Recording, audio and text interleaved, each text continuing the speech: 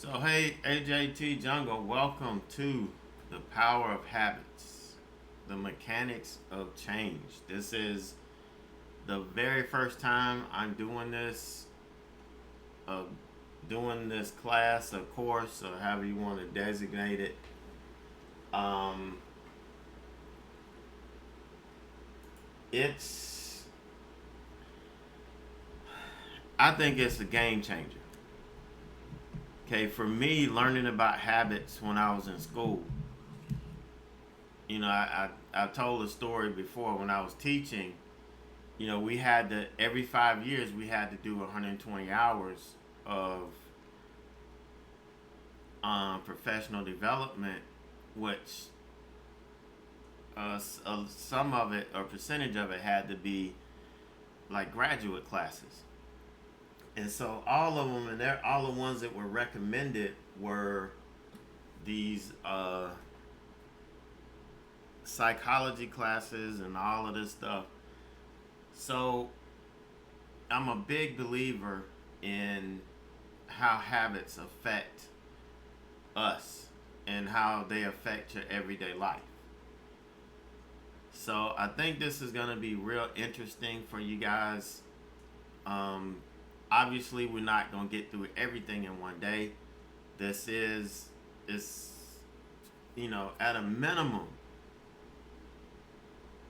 we're going to have 9 or 10 segments. But it's all about understanding the power that habits have, and then why it's so important that we are able to come in and actually change these habits. Okay, it's very, very important that we're able to do that.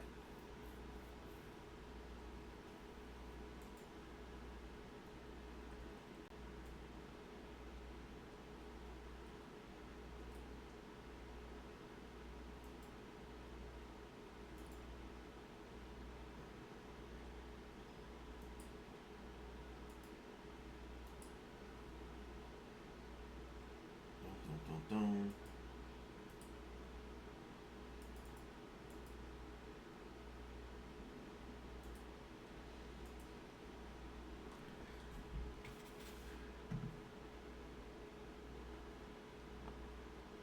All right. So habits, they play an essential role in our lives. Over time, they profoundly impact our health, productivity, financial security, and happiness. As a result, we all want to develop good habits and eliminate the bad ones, right? That's what we want to do. So, why not um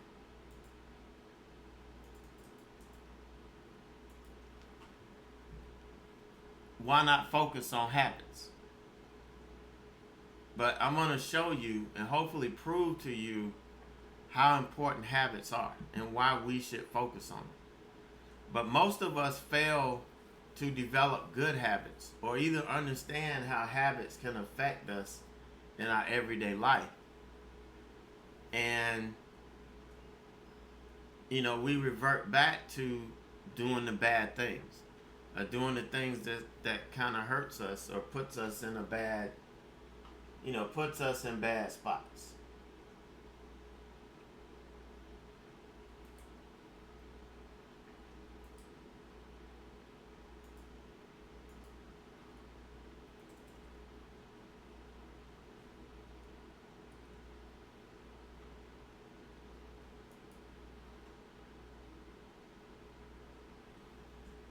And I've seen So, Norfolk Southern, another I gotta, settlement was, I gotta cut this dude off. All right. So once we understand the science behind how habits are formed, then we can break these habits into segments and restructure them to help develop good ones that will fit our needs, our personal needs. That's the key.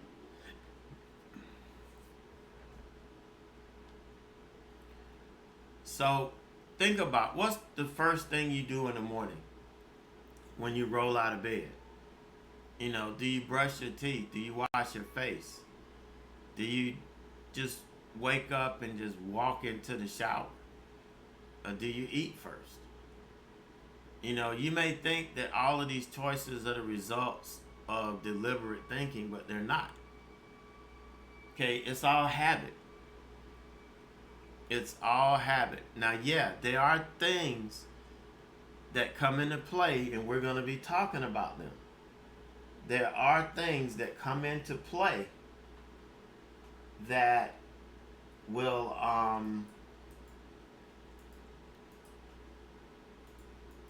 that it they come into play, and it can change the habits that we have. No, it can change the habits that we have. Now think about it. If you get up in the morning and let's say you don't normally eat, right? You don't normally eat breakfast. So, but you wake up in the morning and your wife or significant other is cooking and the breakfast smells so freaking good. Is that going to break your habit? Is that going to break you out of your routine? Now, yeah, you may still brush your teeth and wash your face, but hey, maybe if you're the guy that gets up and takes a shower and you brush your teeth and wash your face in the shower, like a lot of people do, maybe today your habit's broken because of an input. You smell some good breakfast cooking. You know, men love bacon. So let's say us men, we smell bacon cooking. That's going to stop me in my tracks. Okay? That's going to stop me in my tracks. And, you know, I'm going to start thinking and doing some other things. So,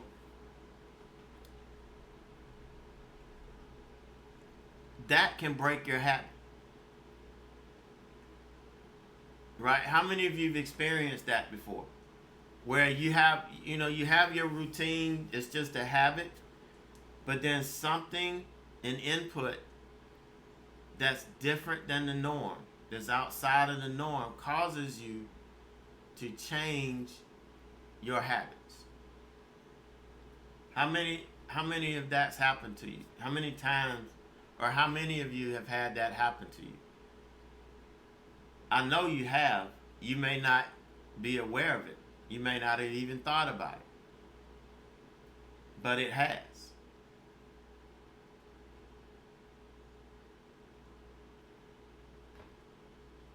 And that's what happens in trading. So a lot of these actions, they're a byproduct of your habitual patterns. You know, think about it if you're driving. Okay, think about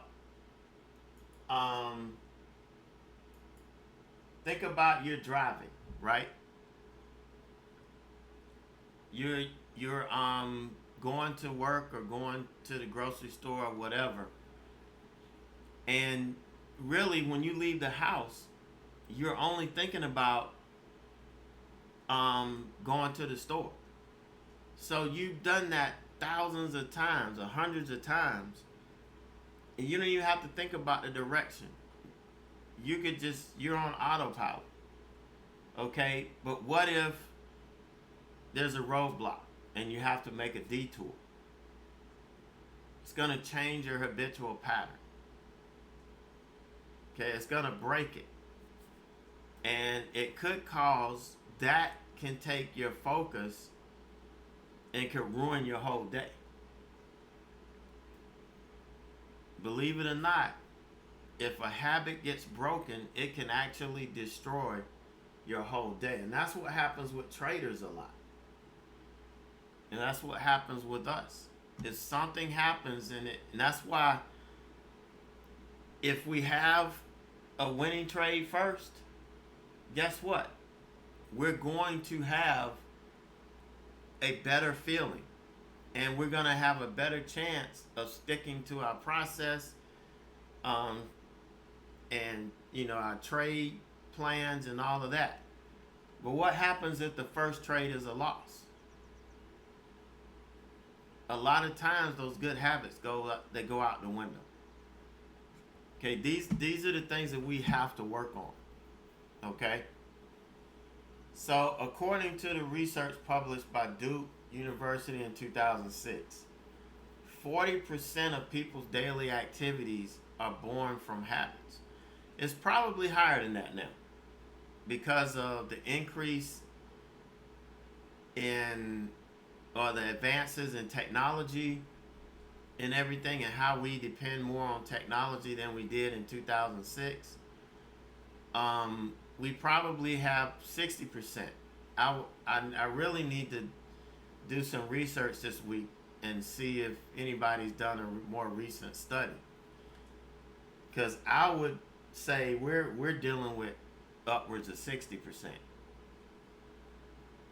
of our daily habits that are born from habits, not sitting here making decisions. Like when you get up, you're not sitting here thinking, do I want to go eat first? Or do I want to brush my teeth first? Or do I want to wash my face first? Or do I want to take a shower and then do it all in the shower? You're not sitting there thinking that. It should be a habit already. Okay, it should be a habit. So scientists have also known that the human brain cannot discern between good habits or bad habits, allowing both to replay in a continuous loop. That's why it's so hard to break a bad habit. That's why it's so hard that if we learn to do the right thing, if we, during that relearning period, if we don't stay consciously aware of eliminating that bad habit, it's going to come right back, because that bad habit is in a continuous loop. If you have a bad habit of revenge trading, okay, and if you don't do the work that you need to do and to put in the time you need to replace that habit, that continuous loop is going to sneak back up on you, and you're going to be right back in it. But the good thing is, even though habits are very powerful, they are not set in stone. So you can replace them. You can modify them. But it takes a process and it takes work. And that's what we're going to be working on in this program. It's the mechanics of change. That's what we're going to be working on.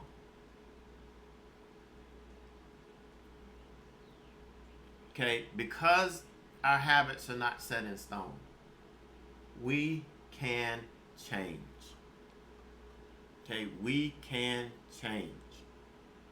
Don't ever think you can change. You can't change.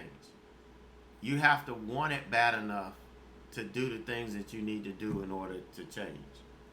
Because we're all adults. Unfortunately, we don't have parents that are here to make us do the right thing or to smack our hand.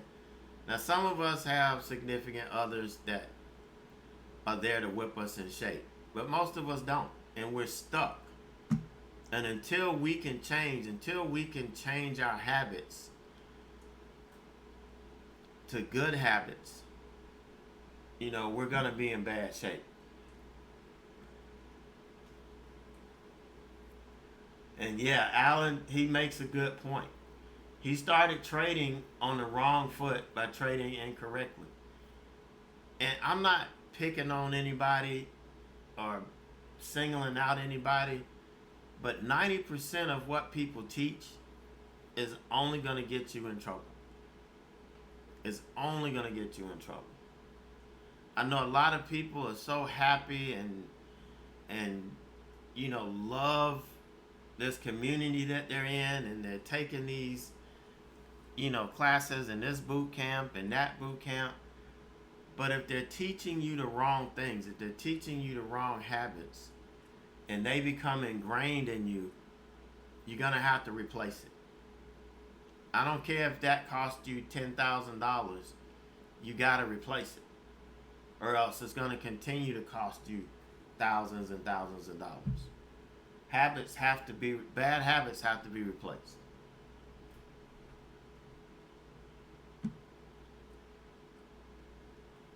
Alright, so habits are simple cue, routine, reward loops that save effort.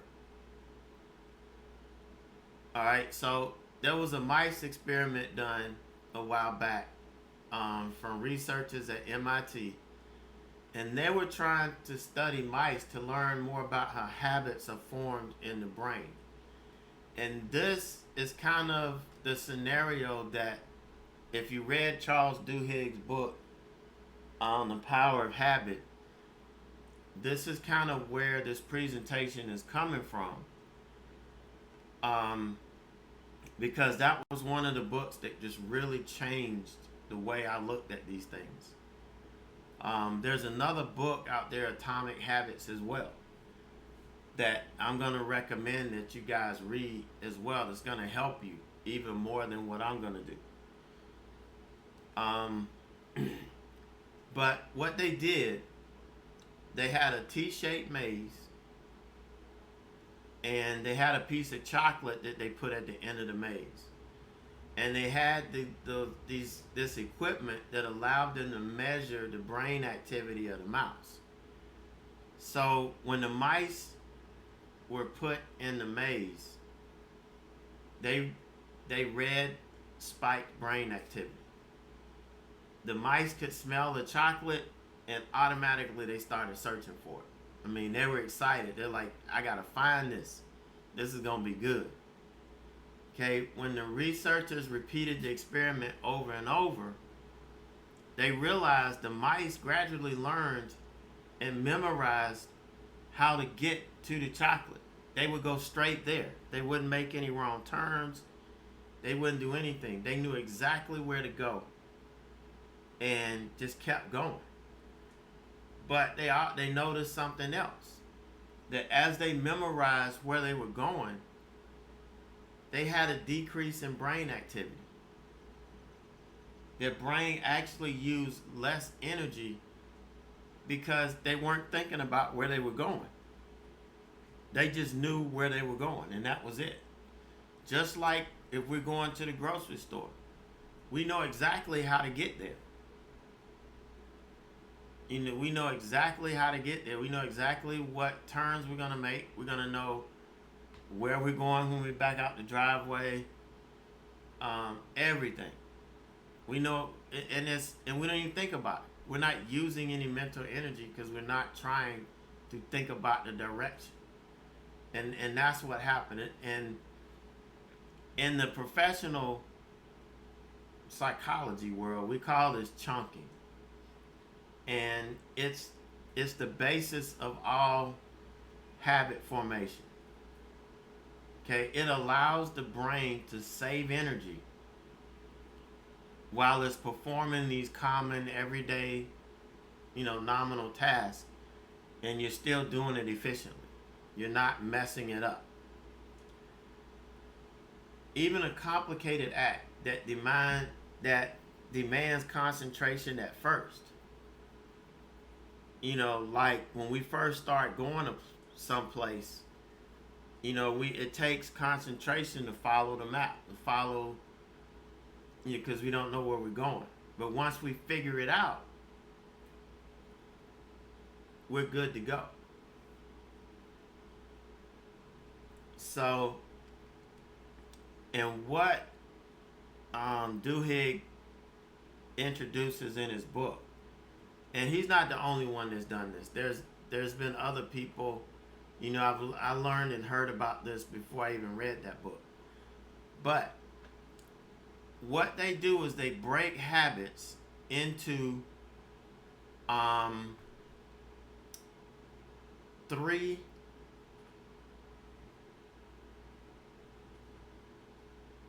it a 3-part loop. It's what he calls the habit loop. Okay? And we're going to talk about that here in a second. But I want to reinforce this. I already shared this with you. You know, even a complicated act that demands concentration at first, like when they were trying to find a piece of chocolate in that maze, or in our case, finding and vetting stocks to trade. How many of you struggle or still struggle with vetting and finding stocks to trade? Some of you are. But when you have a process and you continue to follow it and exercise it over and over again, guess what happens? It becomes habit and you don't even think about it anymore. Right? You don't even think about it anymore. You just do it. So that's what I want you to take away from that experiment. So in this book, again, Duhigg shows us how habits can be broken down in a 3-part loop. We've got an external cue. We've got the routine and the reward. So let's go back to the mice experiment. What's the external cue? What's the cue? The smell of the chocolate, right? The routine is developed in the mice trying to find their way to the chocolate. And the reward at the end is the chocolate. That makes sense, right? It's a loop. So in the first sense, you do see an external cue. Let's say your alarm clock ringing is the external cue. All right, that's going to create a spike in your brain activity. And your brain is automatically going to revert to what your habit is for waking up. Is your habit slamming the alarm clock 3 or 4 times before you wake up? Then you're going to do it without thinking about it. And then on the 5th time, as usual, you're going to get up and just go do whatever your habit is, right? And the routine is the habit that you do. It's what you perform once that cue hits. Again, slamming the alarm clock 3 or 4 times, waking up on the 5th time. Okay, and then you just follow that routine. Get out of bed, walk to the bathroom, wash your face, brush your teeth, or you take a shower, whatever it is. But you're on autopilot. You're 100% on autopilot. And then finally you get a reward. Once you wash your face and brush your teeth or taking a shower, you're exhilarated. You know, that reward is what wakes you up. Is the fact that you're awake, you're alert, you're feeling good, you know, and hopefully you're ready to attack the day. Okay, your overall brain activity increases again as your brain registers the successful completion of the activity and reinforces the link between the cue and the routine. But it's going to be a positive thing. It's not going to be a negative. It's not going to be something that's going to suck the energy from your brain. It's actually going to stimulate it because you've accomplished your goal. Okay, it's just like me in the morning when I make coffee. My routine is when I wash the coffee pot and everything and get it filled, I run water in the sink and I wash whatever dishes are in there. It's just a habit. I don't even think about it. I just do it. You know, it's not something that I have to think about. Now, if I wake up late, that is a cue. that's going to cause me to start thinking and trying to decide whether I want to wash the dishes or not. Am I going to have time? So it messes up that habit loop, the good habit loop I have.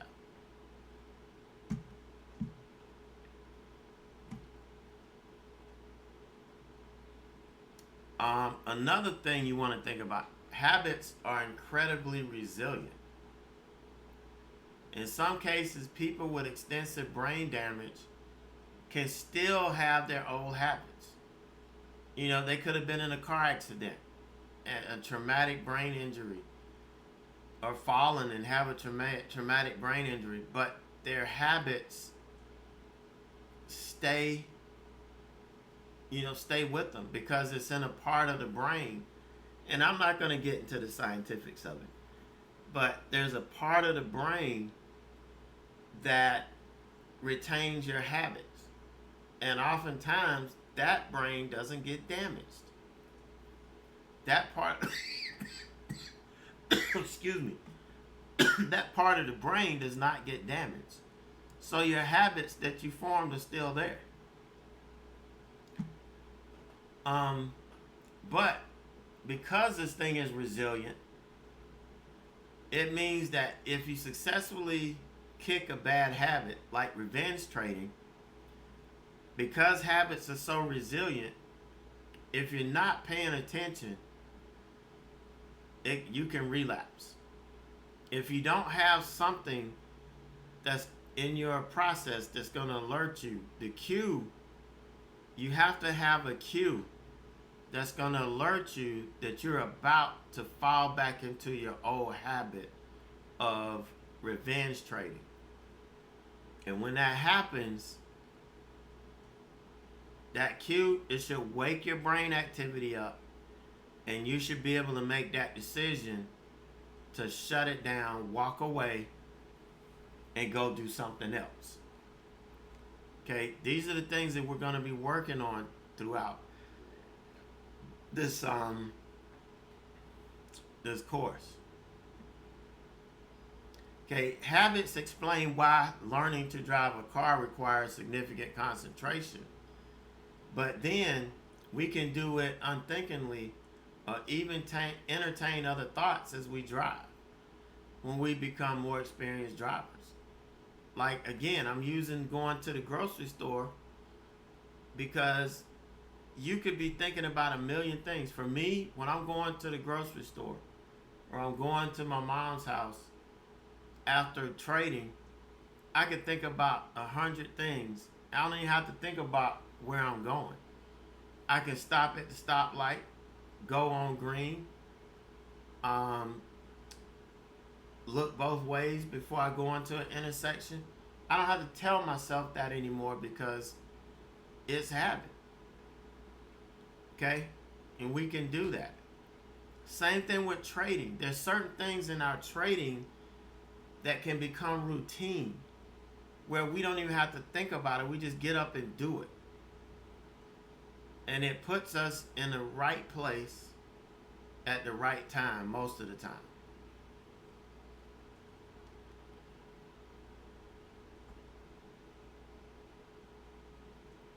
So one of the things that our brains are trying to do is it's always trying to save itself energy.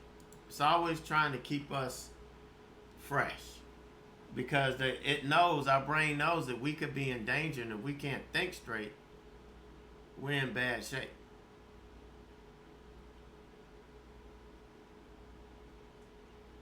So again, we don't need to think about how to walk, how to talk, how to brush our teeth, or do other mundane activities. And some people we know talk without thinking. You know, the content of what they're talking about, they're doing it without even thinking. You know, which is bad. But instead, we devote our mental energy to more sophisticated activities that require above average thought and concentration. Okay, that's what happens. So what do we need to save our minds for? Not not stock selection. That should be a routine. That should be a habit. Not the not the act of trading. That should be habit. We should know right off the bat. This is the um, entry signal. This is where we're profit taking. This is where the stop is. Our focus needs to be on reading price action. Reading price action does not follow any type habit. Okay, we may try, and what happens to us, our brains as humans, we try to make routines out of everything. Because why? Our brains are trying to save itself energy. It's trying not to overwork itself. So we're trying to find routines. We're trying to find patterns. We're constantly trying to build habits so that we don't have to think so hard. But in trading, the one thing that you have to be able to focus on is price action. That's where you don't have a habit. Because price action is different. It changes constantly. And what you have to do is be able to interpret it. That's it. Okay, we need to save all our mental energy for interpreting that price action. And I realized that, and I was thinking about that the last couple of days on futures trading. How important it is. We know where we want to get in, we know where our target is, but because of the rules that we have to work under, we're going to have to focus 100% on this price action and make determinations very quickly whether we need to lock in profit or not. And if you were watching in the futures room this morning, I made a mistake by kind of glossing over the price action, telling me, hey, I need to take profit. I was waiting for one or two more ticks to get my order hit.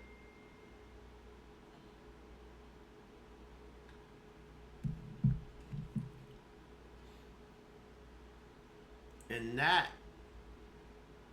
is what got me. All right, but our mental energy needs to be, listen,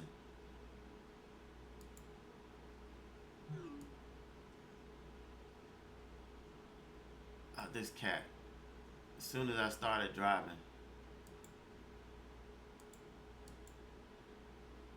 as soon as I started drawing, this cat got my finger.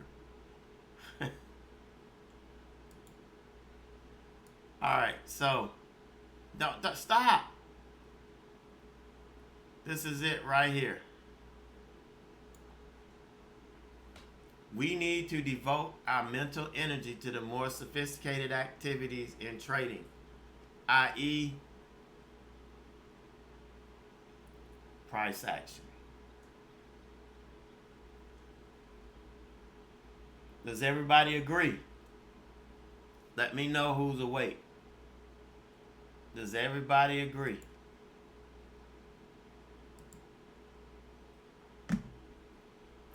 All right, think about it. This week coming up, I want you to think about what I've been saying here.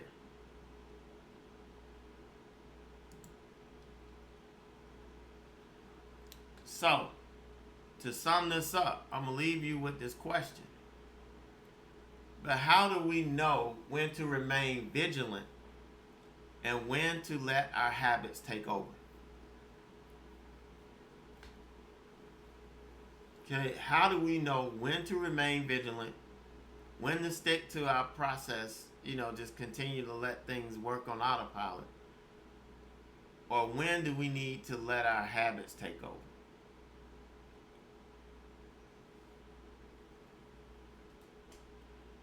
All right. So think about this. If we're driving and we happen to choose the wrong moment to switch back to a bad behavior, okay, we might fail to notice a vehicle on the road and get into an accident.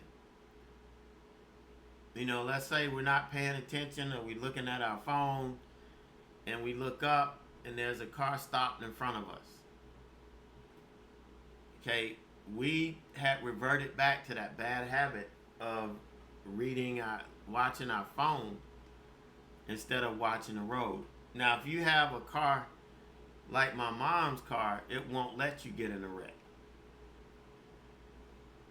Okay, I drove, how many miles was that? 90 some miles on the highway and never touched the steering wheel or the brakes or the turn signal. Her car drove itself. When it got up behind somebody, it would start to slow down, put the turn signal on if there were no cars on the side of it, change lanes, accelerate past it, and go back to the cruise speed I had it at. I didn't do anything. I could have fallen asleep, and if the car stopped in front of me,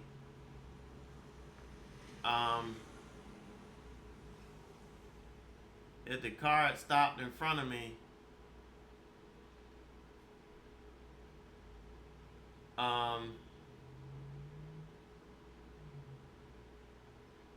it would have stopped.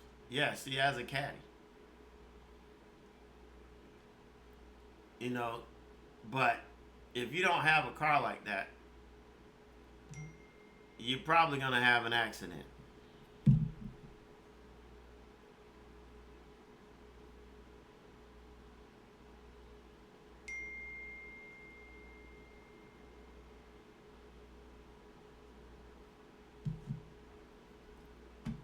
Alright, so our brain has developed an ingenious system to determine when it's appropriate to let habits overtake other behavioral patterns. Alright, so the only thing is we have to develop. It's not going to know unless we develop the right habits. It's not going to know it. Your brain's not going to ever know how to let habits overtake bad behavioral patterns if we never create the habits to counteract that. So it's very, very important. And I think through this presentation today, I've proven to you beyond a shadow of a doubt that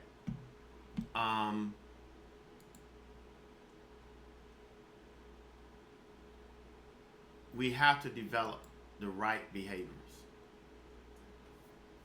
If we don't, then things probably aren't going to work out well for us.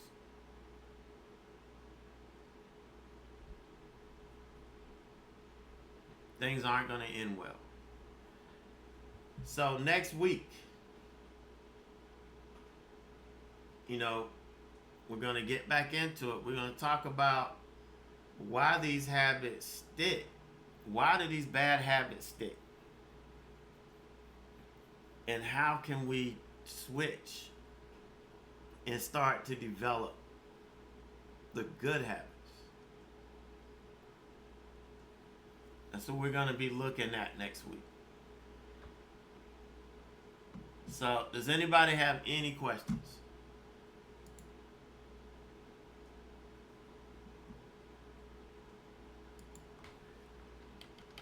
I had trouble with uploading my videos.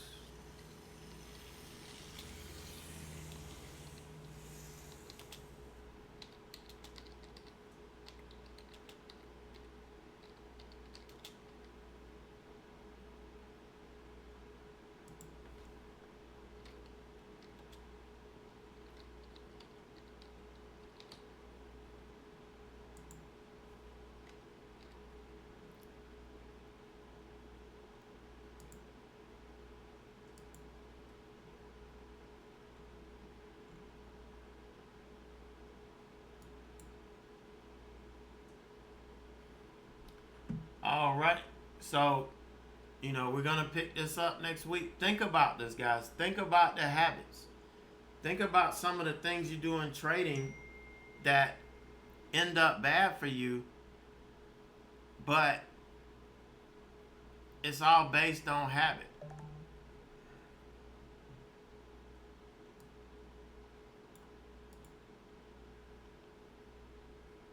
Right? Let's think about that.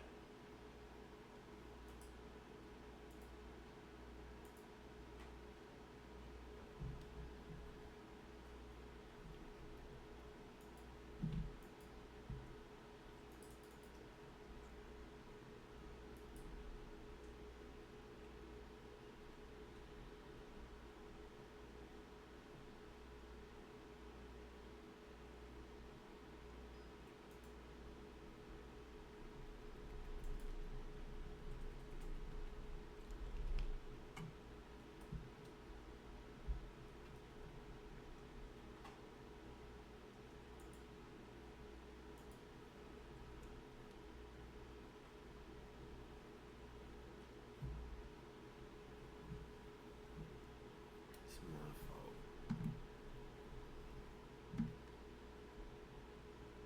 All right, so let me stop this recording here.